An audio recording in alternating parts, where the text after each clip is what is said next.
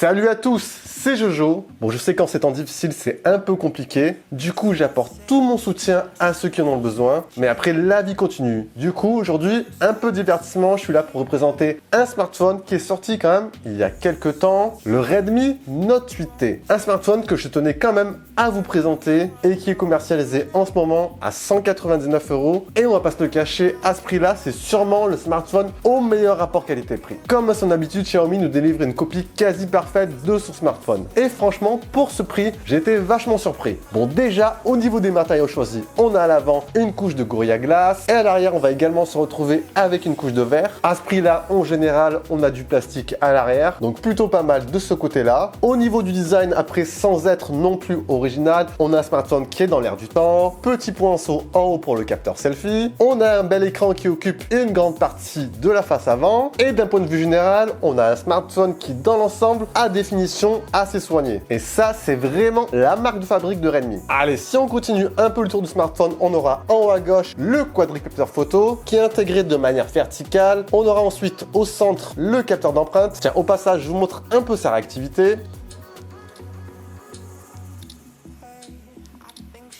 Donc comme tu peux le voir, il est franchement assez rapide et en plus je trouve qu'il est très bien placé et il tombe facilement sous l'index. Ensuite, si on continue au niveau des connectiques, on aura en dessous le haut-parleur, au centre la prise USB-C et pour finir la prise jack, donc nickel pour les mélomanes. Sur la tranche droite, les boutons de volume et le bouton de démarrage. Sur l'autre tranche, l'emplacement carte SIM et double nano SIM. Et sur le haut, bon, rien. Donc voilà, d'un point de vue général, au niveau design, finition, on a un smartphone qui est quasi parfait pour son prix. Moi, sur un smartphone qui m'intéresse en particulier, c'est la partie photo vidéo. Et là, déjà, on est servi avec un quadruple capteur photo. Plus en détail, on aura à l'arrière, en premier, le capteur ultra grand angle de 8 mégapixels avec un champ de vision de 120 degrés. On aura ensuite le second capteur, le capteur principal de 48 mégapixels avec une ouverture constante de f1.75. Le troisième capteur servira pour le mode portrait, c'est-à-dire afin d'ajuster le flou d'arrière-plan. Et le quatrième capteur servira pour le mode macro, pour tout ce qui est sujet rapproché. C'est un capteur avec une définition de 2 mégapixels. Donc voilà, déjà en termes de polyvalence, on est servi. Sur le plan du rendu, ce que je peux dire honnêtement, dans l'ensemble, c'est un smartphone qui est plutôt pas mal. Enfin, il délivre des clichés qui sont assez bons. On a un capteur principal qui procure des clichés propres, avec du piqué. Les couleurs sont quasi proches de la réalité. Dans des conditions un peu plus difficiles, en pleine nuit par exemple, par contre, on ressent rapidement les limites du capteur. Après, même si le grain est présent, je trouve que dans l'ensemble, il s'en sort honorablement très bien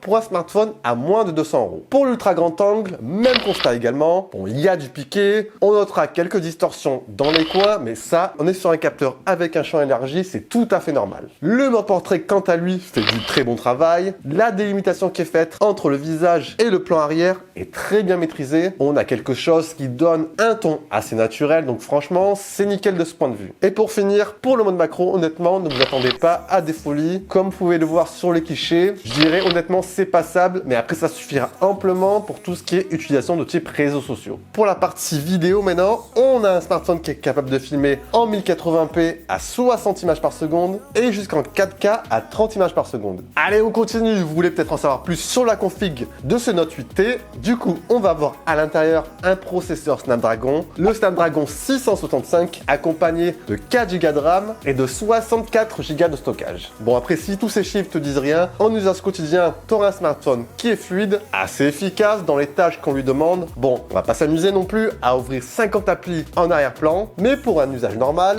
il fait largement le taf. Pour la partie jeux vidéo, il fait également le taf. J'ai pu faire tourner PUBG, Asphalt 9 avec des qualités de graphisme basses ou moyennes, et honnêtement, ça tourne nickel. Vous avez des jeux qui sont assez fluides dans l'ensemble. C'est un smartphone honnêtement qui est très bon aussi pour tout ce qui est visionnage de vidéos. Vous avez quand même un écran lumineux. Pour rappel, vous êtes sur un écran de type LCD avec définition Full HD.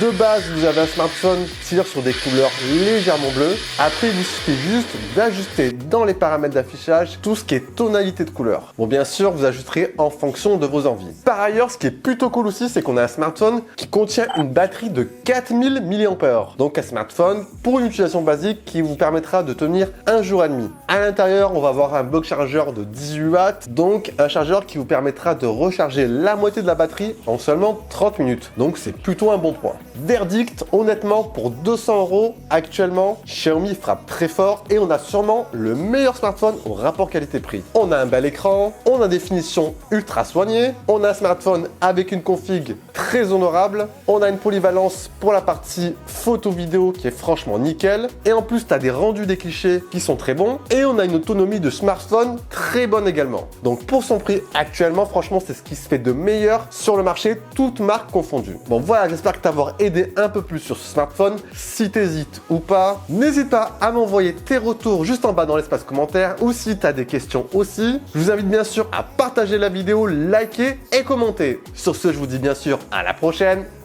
et ciao ciao.